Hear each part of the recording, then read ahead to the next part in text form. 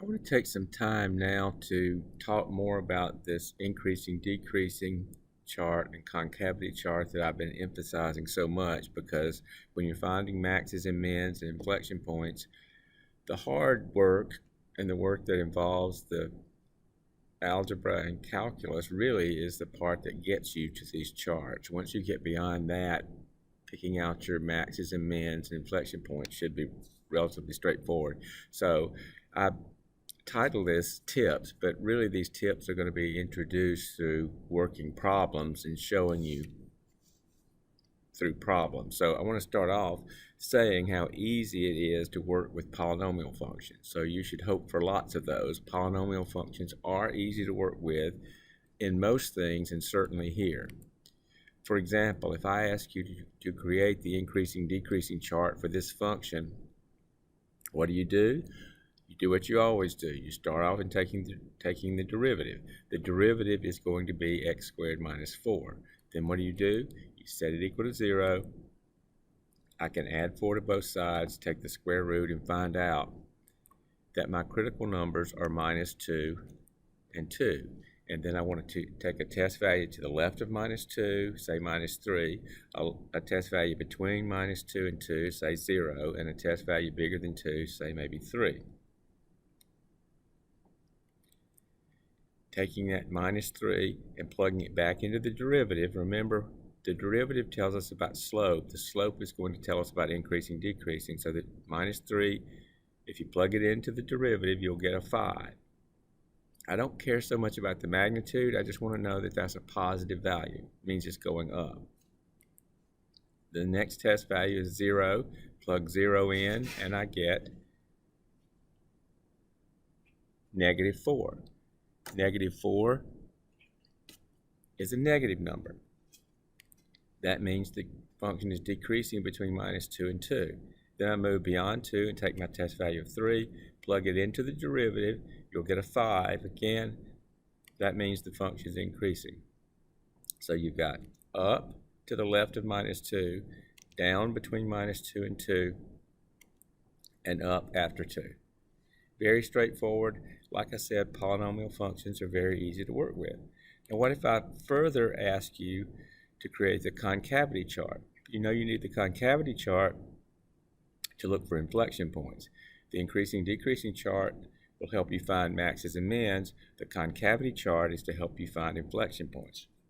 So what do? You do the same thing to the first derivative that you did to the second derivative. So you take the function, do its first derivative. We've already done that, so now we can go directly to the second derivative, which is 2x. What do? Set that equal to 0, and you find out that x equals 0 is the number that could turn out to be an inflection point. But our purpose here is to realize that that number then goes on the number line. That's the only number that you have to check around. So what do? You take a test value to the left of 0, say minus 1, a test value to the right of 0, say positive 1. Plug them into the second derivative. The second derivative tells you about concavity. So if you take minus 1 and plug it into the second derivative, you get 2 times minus 1 is negative 2. What you care about is the fact that that's negative. Then you go to the right of 0, choose your test value of 1, plug it into the second derivative, and you get 2 times 1 is 2. That's a positive value. So what does that tell you? That tells you that the function is concave down, spilling water, to the left of 0, and is concave up, holding water to the right of 0. Now all I'm doing in these examples is getting us as far as the chart. Another problem might ask you to go further and actually find the inflection point. That's for later. I'm just trying to get you to the point where you can get these charts done, because that's the critical work. Now, if the function is not a polynomial, things can get a little more challenging, but not so much so. Just have to be careful. For example, what if I ask you to find the increasing, decreasing chart for this rational function? Now, whenever you think of a rational function, the first thing that probably pops in your mind is a vertical asymptote, and that's the case here. finding the vertical asymptote is helping you nail down the domain. A rational function is going to be defined on the real number line for all values that don't cause division by zero, and those division by zero values are the vertical asymptotes. So you can see here that the vertical asymptote is going to be at x equal minus 2 because that's the value that causes the denominator to be 0. That has to be put on the increasing-decreasing chart. Now here's the key point. After you put it onto the increasing-decreasing chart, you've still got to keep in mind, in the back of your mind or the front of your mind maybe, because that value is not in the domain, you're not going to call it a critical number. It still goes on the chart, but you just can't call it a critical number because critical numbers are the x values of critical points, and a vertical asymptote is not a point. There's no y value associated with that. So values that turn out to be vertical asymptote values do go on the increasing-decreasing chart, but you just don't call them critical numbers. So, moving on, we take the derivative as usual. Since this is a rational function, it will be the quotient rule. Denominator times derivative of the numerator minus the numerator times the derivative of the denominator over the denominator squared. If you do a little bit of algebra up top and simplify, you'll find out that the derivative is the fraction 9x squared plus 36x in the numerator and the quantity x plus 2 squared in the denominator. Now, we're going to test on each side of minus 2, and it might be, since we're plugging in numbers, it might be better to go ahead and factor that, not only because we're going to be plugging in numbers, but because we want to find the critical values. So you notice the numerator has a 9x in both factors, in both terms, so you want to factor out that 9x. It's probably better to go ahead and do that now. In any case, you can look at the numerator now and see that there are two values that cause the fraction to be 0. Remember, a fraction can be 0 when the numerator is 0. A fraction is undefined when the denominator is 0. So the value that makes the fraction 0 is the value or values that make the numerator 0. So the derivative is 0 when x is 0, because 9 times 0 is going to be 0 no matter what the third factor is. And if you plug minus 4 in, you get a 0 in that third factor position. So both of those values cause the function's derivative to be 0. The denominator equals 0 at minus 2, but we've already incorporated that. That's the asymptote. You're not going to call it a critical number, even though you put it on the number line. So the only critical numbers in this problem come from the numerator, because the value that causes division by 0 is not in the domain of the function. It's an asymptote. It's still on the chart, but you don't call it a critical number. But you do put the critical numbers on there along with the asymptote.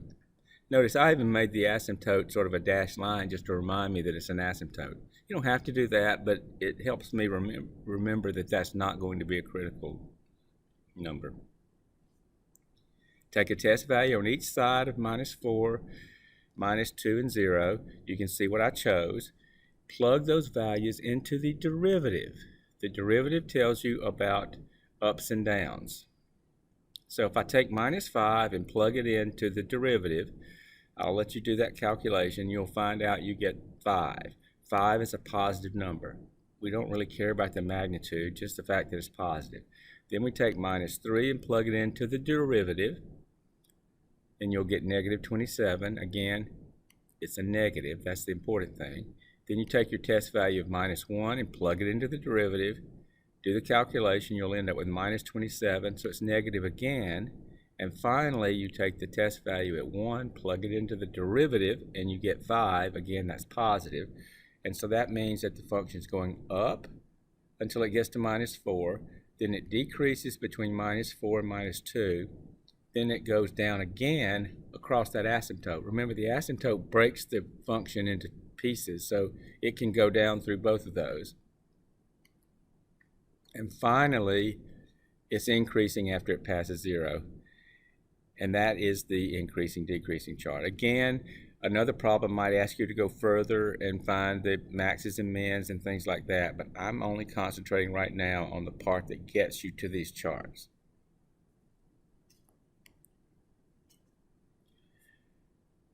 Another example where the function not being a polynomial causes you to have to think a little more, work a little harder, would be something like this.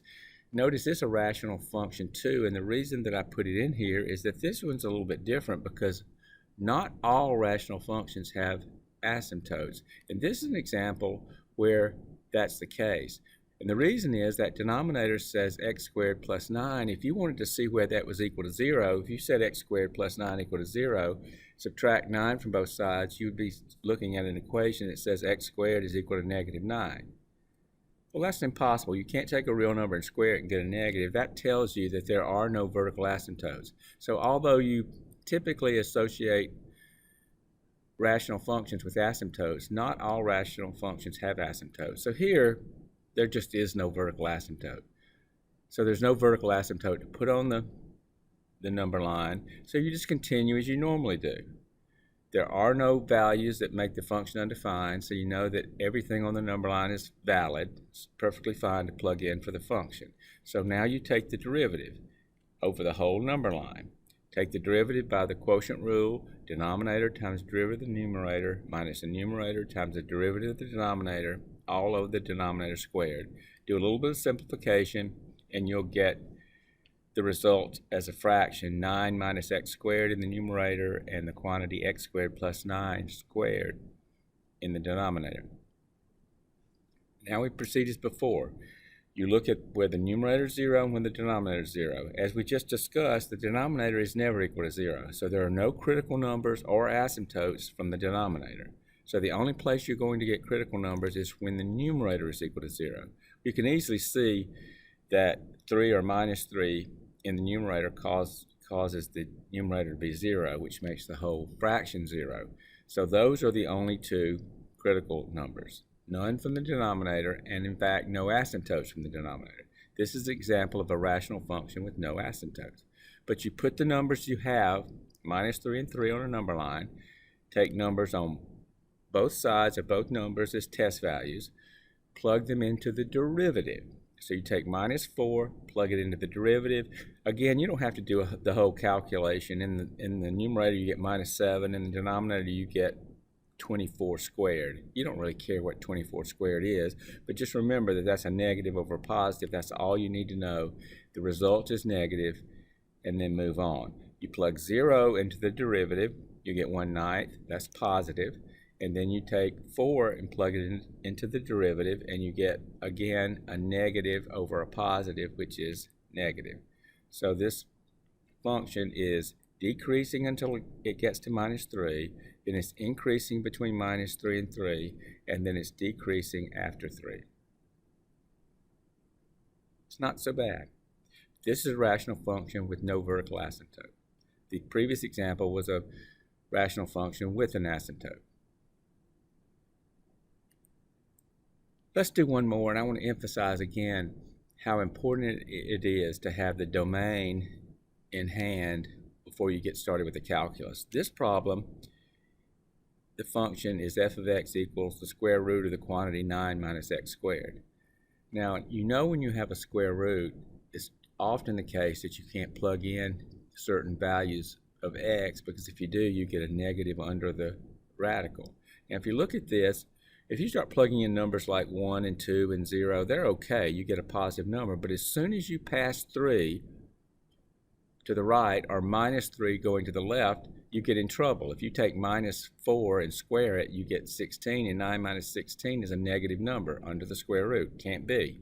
Same thing with positive 4. So what you've got to realize is, and you learn this in pre-cal, the domain of that function has to stay between minus 3 and 3.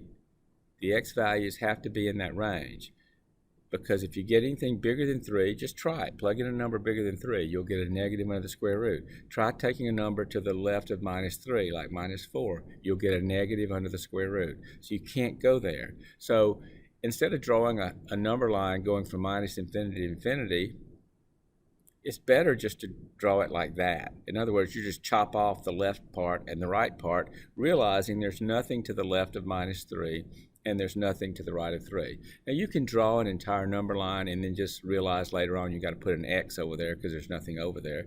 But another approach is just to chop it off before you even get started, before you even start any of the calculus.